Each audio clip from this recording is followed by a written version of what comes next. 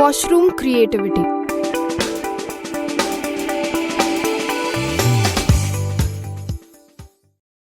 We live in simplified times. You can pose as a scarecrow in a remote village and know what Joe Biden ate for breakfast.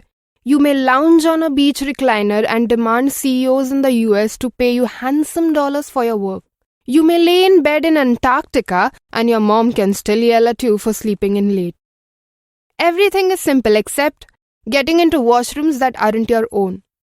Of all the canvases this blue planet has offered us, the modern-day designers chose the gender name plates outside the washrooms to express their creativity.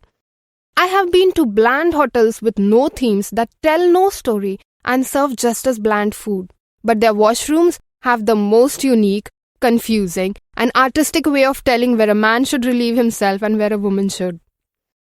Most washrooms have two divisions, one for men and one for women. As simple as that. But when my bladder is flashing an emergency signal, those two divisions are where I have to use my brain more cautiously. Most times I place a simple order. I'll have what the next table is eating, just so that I can conserve my brain power. I then use it for decoding the gender riddle in bladder emergencies when I need an uninterrupted, safe and fast pathway to the ladies' room. Let's just say, after a tough brainstorming session deciding the menu, a girl walks mindlessly to the washroom. She misreads the signage and enters the wrong one. Do you realize what a hazard it would be? What she'd be subjected to see even for a split second will haunt her for a lifetime. On the contrary, if a man mistakenly walks into a women's washroom, he'll just get to see women brushing their hair, adjusting their clothes and touching up their face colors. Only if he lingers, he might get thrown out or beaten up. But that's all the worst that could happen to him. When long queues line up outside washrooms, it's safe. You only have to follow the right herd. But what awaits you once inside these overused washrooms could make you lose your appetite for a month and possibly your will to live anymore. Even your breathwork practice won't help you in this case. I can't deduce which is the worst challenge, to perform in an overworked toilet or to decode the right gender plate. Why can't they simply label the respective rooms as men's and women's? Why write king and queen when washroom is a kingdom no king or queen would want to rule over? Or men to the left because women are always right. Why accept this truth while on your way to dump your waste?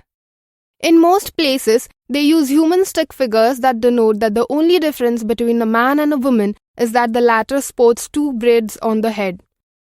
These signages are generally made to glow in the light, but sometimes the LEDs on the gender-separating phenomenon, the braids, stop working and there lies a hazard waiting to happen. I can board trains running with two bags. I can eat spicy lunch and bland dinner and digest it all with a smile. I can sleep in a tent that's breaking its spine because of snow, but getting into a washroom? Never easy. Once I reach the washroom, I stop. I take a few breaths to calm down the overwhelm of having waited until the last moment to pee. Then I think hard. What creativity have they poured in the room labels?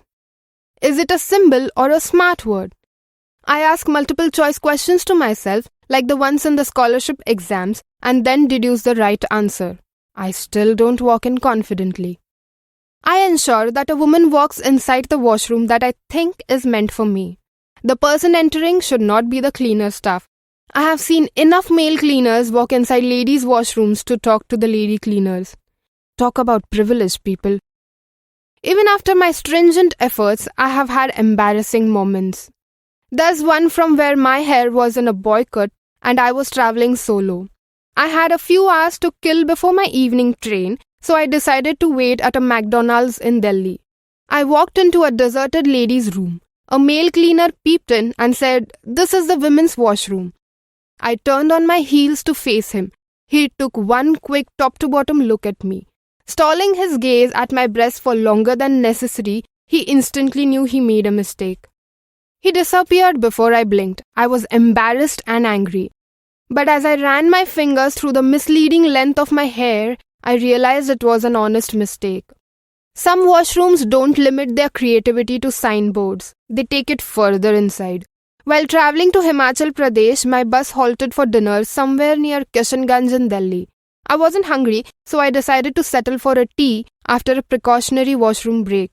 The tea stall was beautifully decorated with a lineup of colorful tea kettles with a blinking light running over them. I walked into the washroom. In this Indian-style bathroom, the water buckets to use after your secret business were the same beautifully designed, colorful tea kettles, only without the blinking lights running over them. I couldn't drink tea for the next 2 weeks. Creativity is good, it's the spice of life. But does it have to show up in critical places like washrooms? What if hospitals decided to get creative in this way? Like, cardiology was renamed as the blood pumper department, ENT was called the lost your senses department, and gynecology went like, we know what you did once upon a night department. Well, you get my point. My hope for the world's washroom is that the designers disavow washroom signages as creativity canvases. Is that too much to ask? Hi, my name is Prajakta, and if you liked this week's episode, don't forget to tell me in the comments. Also, since nostalgia and fiascos are fun when shared, do subscribe and share this episode with your loved ones. Everything you need to know is in the description box below. See you next week.